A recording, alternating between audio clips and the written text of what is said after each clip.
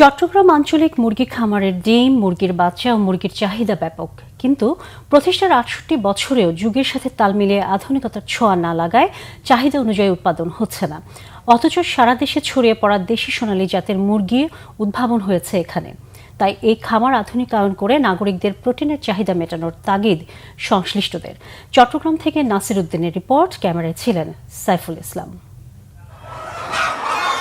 চট্টগ্রাম মহানগরীর খুলশীর পাহাড়তলিতে ১৯৫৭ সালে ৪.৫ একর জায়গায় গড়ে তোলা হয় আঞ্চলিক মুরগি খামার। মূলত প্রান্তিক জনগোষ্ঠীর প্রোটিনের চাহিদা পূরণ, উদ্যোক্তা ও কর্মসংস্থানের সুযোগ তৈরি এবং দেশি জাতের মুরগি উৎপাদনের জন্য গড়ে তোলা হয় এই খামার।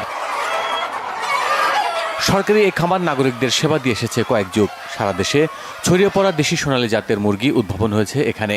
দাম কম, মান ভালো হওয়ায় এই খামারের ডিম, মুরগি বাচ্চা ও মুরগির চাহিদা ব্যাপক। কিন্তু ৬৮ বছরের পুরনো সরকারি এই খামারের আধুনিকায়নে ছোঁয়া লাগেনি।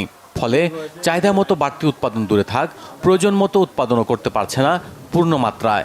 কারণ এর শেড, যন্ত্রপাতি থেকে শুরু করে সবই জরাজীর্ণ। আমরা এখানে দামেও কম পাচ্ছি, ৮ টাকা করে পিস। বাজারের দাম বেশি। ডিমটা ভালো এবং পুষ্টিকর, খাবারও ভালো লাগে। পুষ্টিকর তো ভালো দেয় তো নেই। আমরা সরকারের লোক, আমরা এই বাড়ি থেকে নেই তো এখান থেকে নেই। খামারের এমন অবস্থা হয় উৎপাদন কাজে নানা সমস্যা তৈরির কথা জানালেন স্টাফরা। আমাদের এখানে স্যাটার মেশিন আছে, স্যাটার মেশিনে এবং হ্যাচার মেশিনে ডিম বসানো হয়। সেখান থেকে বাচ্চা ফুটলে যারা খামারি আছে বা নতুন উদ্যোক্তা আছে তাদের মাঝে বিতরণ করা হয় 15 টাকা দরে। আমাদের বাচ্চা রেট হচ্ছে 15 টাকা করে। এই বাচ্চা আপনি যখন বাইরে থেকে কিনতে যাবে, এগুলো বাচ্চা 30 টাকা 35 টাকা পাবে।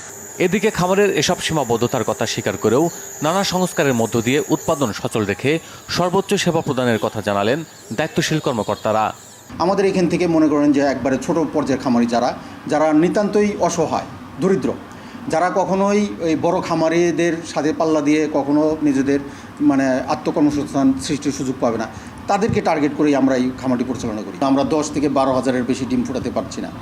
মেশিনটাও প্রায় 30 বছরের পুরাতন। কাজে এগুলিকে ওই যুগের সাথে তাল মিলিয়ে আমাদের আধুনিকায়ন করা হয়নি। আশার কথা, সারা দেশে এমন 33টি খামার আধুনিকায়নের প্রকল্প হাতে নিয়েছে সরকার। Bangla Vision news desk.